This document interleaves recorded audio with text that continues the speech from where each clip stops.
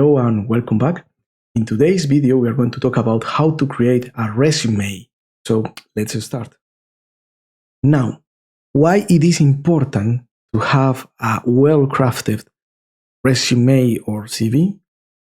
Well, it is because it's your opportunity of getting noticed by the employers.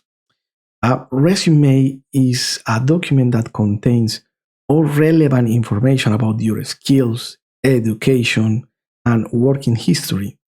And that will make it easier for hiring managers to see if you are perfect for the job. First thing that you want to add is your name, your email, phone number, and the city where you live. The last thing is the LinkedIn profile.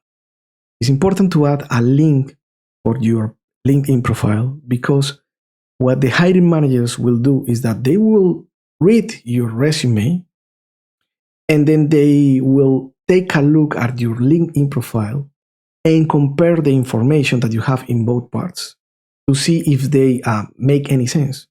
So for example, if in your resume you're talking about being a software tester and you add a experience as a software tester, but in your LinkedIn profile you have information or a working history about you being a barista or working in retail, those information that you have in both parts are not matching, are not being complement one onto the other.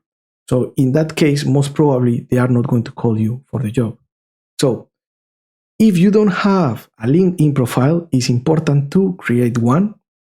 And if you have it, then you need to update it accordingly to what you have in your CV. It does. Okay, now let's talk about the summary. In this section, you're going to add who you are as a tester, your main skills, your main qualifications, the sectors of the industry you have been working on, and your next career objective. Remember that you're going to tailor the summary against the job description of the job that you're applying to. So let's take a look at the one that we have on the screen. In the first sentence, I'm saying experienced software tester with 16 years experience in the IT industry. So I am saying there clearly that I am an experienced tester, and I'm also saying what are my years of experience. Then in the next one, in the next phrase, I'm saying ISTQB and Scrum Master certified. I am adding there or describing there my two main qualifications. Then on the third phrase, I'm saying skill in manual and automation testing, building test frameworks, and mentoring. I am adding there what are my main skills. In the fourth phrase, I'm saying diverse sector expertise includes security, animal management, and agriculture. If you see there, I am adding all the sectors I've been working on. And then on the second paragraph, I am adding, I am enthusiastic about bringing my expertise to the test analyst role. So this will be the role that you are applying. You can change this to the role that you are applying to, while fostering growth, innovation, and excellence within development teams. So that is my career objective, my next career objective. Now, as I mentioned, you need to tailor this summary against the job description of the job you're applying to. So for example, if they are looking for more as a manual tester, instead of mentioning the automation testing, you can maybe add more onto the manual field. But if by the contrary, they are talking about more of automation, then you can add more into that part of automation. If they are, for example, mentioning like we need someone who develop or who work with Cypress or API testing, then you need to mention that into the summary. So as I just been saying, you need to tailor this summary according to the job description. And something else that is very important to have is the skills.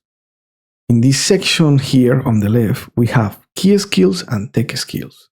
The key skills will be more for skills such as time management, adaptability, communication, attention to detail. So those ones are like soft skills, and also more generic skills like software testing, test planning, coaching, and mentoring.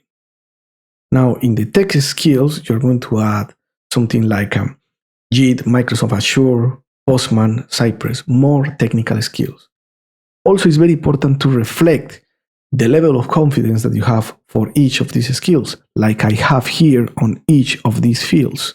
Like it will go from 0 if it's completely empty, and expert if it's completely full. So you need to modify this accordingly to how you feel to each of these skills.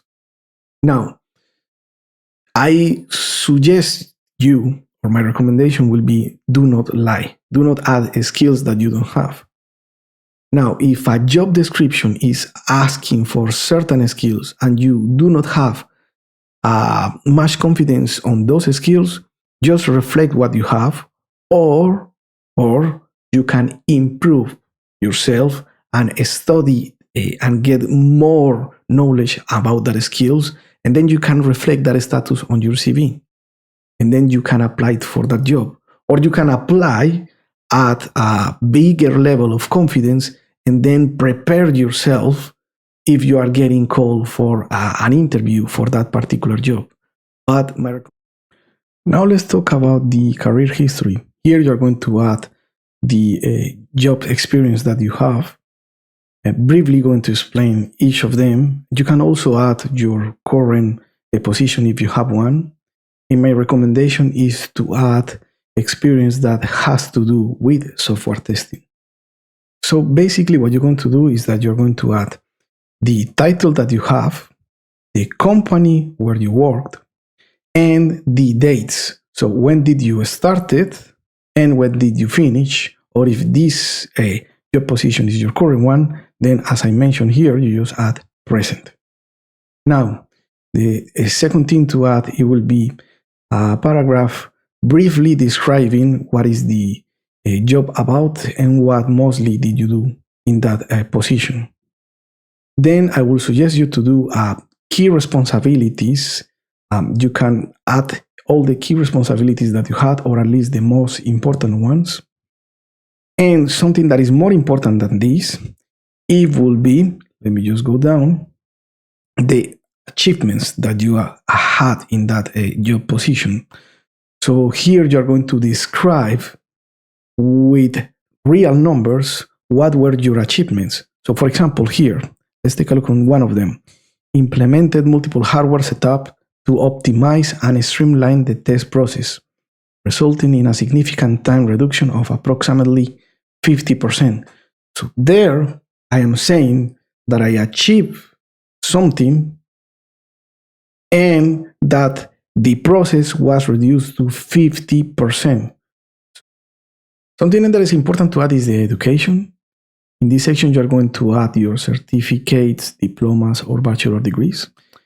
Also, it's important to add the interest that you have, because this will give a different face of you. It's going to show that apart from being a software tester, you have hobbies or other things that you like to do. And my final recommendations are, firstly, keep your resume between 450 to 600 words, not too short, not too long. And also remember that you are tailoring your resume to the job description of the job that you are applying. So when you are reading that job description, try to get the keywords and see how can you add them into your resume, either by adding them into the skills section or in your summary, but it's important to add those keywords in your resume. If you liked this video, don't forget to subscribe. If you want to become a software tester, take a look on the description of this video to see a link to my course and also my email address.